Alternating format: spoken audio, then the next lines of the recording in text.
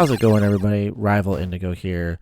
Just wanted to talk about some more stories regarding the relationship between companies and their fans.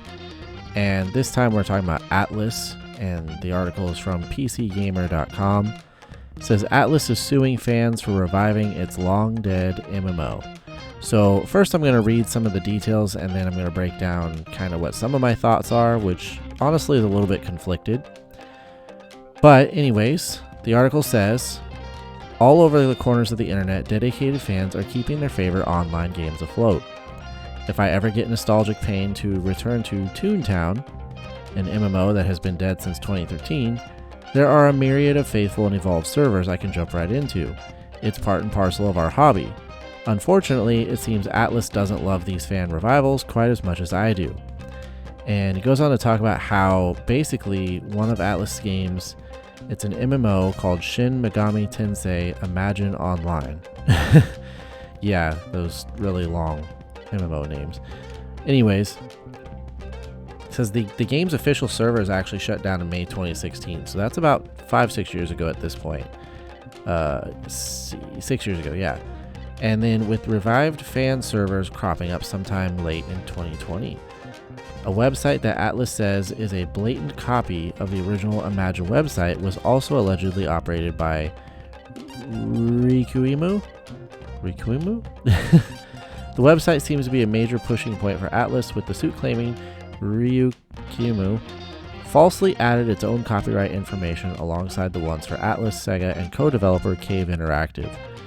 The suit was originally filed in December 2021, but has now reached a point where these people are being summoned to appear in court.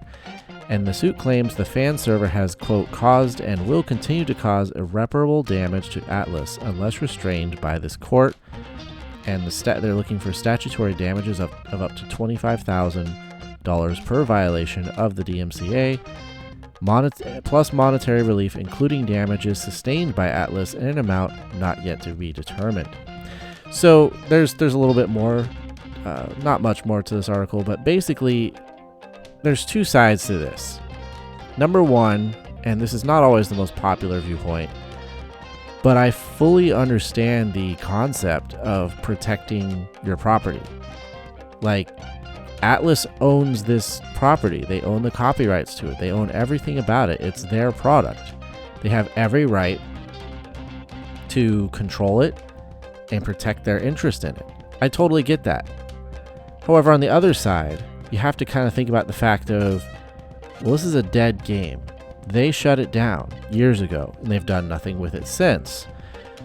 So, are these fans technically breaking DMCA? Are they technically using someone else's property? Yes. Yes, they are. And that's where they're technically wrong. And so I'm not saying I agree with what they're doing, but you kind of, like, you got to look at it in the sense of, like, what real harm was this doing, though? It's like, it's just a way for fans to continue enjoying a property you created that you've taken down. Now, again, if you had plans to revive the game yourself, to do a sequel, some sort of follow-up to it, whatever the case is, well, it would kind of make sense. I could see where there would actually be damages and, quote, irreparable damage done to Atlus. I just, that part to me just seems so overboard. Like, where is this irreparable damage? I mean, they're not taking money from you because the product doesn't currently exist in any form where people would pay for it. And I'm sure these fans honestly would actually prefer to go pay for it and play the game if you were providing it, because they probably want new content, new adventures, or whatever, be the case.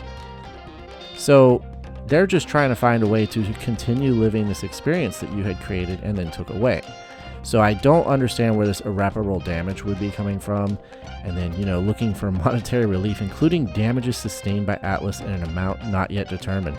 Like, goodness sakes, guys. Again, if this was like a parallel product, say your game, Shin Megami Tensei Imagine Online, was still online, and yet they were providing this other way to play it that took people away from your game, that would make sense. you know, that they were doing some sort of damage to you. Or perhaps if you have plans for a new game, or you had a new game that came out, that's why you shut it down. Whatever the case, I always feel like these companies, they do get a lot of crap for some of the things they do, and I see why. Because this right here is just like punishing your fans. They've done nothing to actually harm you, but you're acting as if they're just ruining your company. On the other hand, in every technical and legal sense, they do have the right to control, protect, and defend a property they own or created. So it's kind of like being stuck between a rock and a hard place. My argument here, though, is like, why not embrace it in some way? Like, say, hey, you know, we no longer wanted to put out the money and resources to operate this game online. We don't currently have any plans for anything to do with it. So in the meantime, if you guys want to host this game and keep it operational in this form so you can enjoy it, you know what? Fine. Here's some ground rules, you know, things you can and can't do. But for the most part, you're good. You would create so much goodwill toward you and your property. And that's the number one thing. I don't know why these companies don't think more about how they can create goodwill. It's like I talked about the Xbox thing, and you know, just doing simple things like making a white Xbox Series X, you know, or when it comes to the Xbox Blades user interface, like instead of acting like it's like you're so above using this user interface again or whatever, you know, just acknowledge how great it was and how popular it is, and perhaps elements of that could be integrated in a refresh for your current system. Same thing here. Find a way to, while maintaining control of your property, also say, you know what, we're going to let the fans have what they want. We took it away from them. But, you know, if they were to leave this alone, or, you know, set up some ground rules, like I said, but for the most part, leave it alone and let it be a thing. When they come back to this property and say, hey, we're making a new RPG, we're making a new MMO in this realm, or whatever, they would have that much more goodwill toward them for people that would say, oh, I want to go support that, because when we wanted this, Atlus was there to support us. Anyways, I feel like there's so many more creative things. Like, think outside the box when it comes to protecting your properties, your IPs, and trying to monetize them and protect them, but at the same time, make your fans happy. Find ways to, like, find a middle ground and reach out to the people that support you most, because obviously these people have great passion for this game. If 6 years later, they're still trying to find a way to make it work so they can play it, they're quite passionate and dedicated. Are those really people you want to punish legally and monetarily?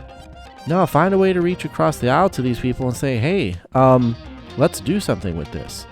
Companies, it's like they've forgotten the art of, you know, just goodwill. Make people like you again. And that's what this is really about. Like I said, I see both sides of this, but my argument here is not one way or the other, who's doing wrong, who's doing right, but just make people like your brands. Find ways to do that in a way that makes you both happy, and I think we'd all be better off.